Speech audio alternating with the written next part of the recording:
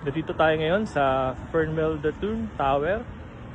Yan, isa siyang skyline restaurant at telecommunication observation deck. Yan, 715 high.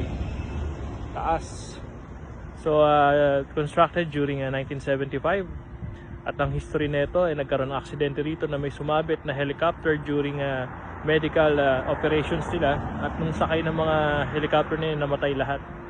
So, napakataas. Yan. So, Skyline Restaurant yan. At sabi nga nila, napakamahal pag kumain ka dyan.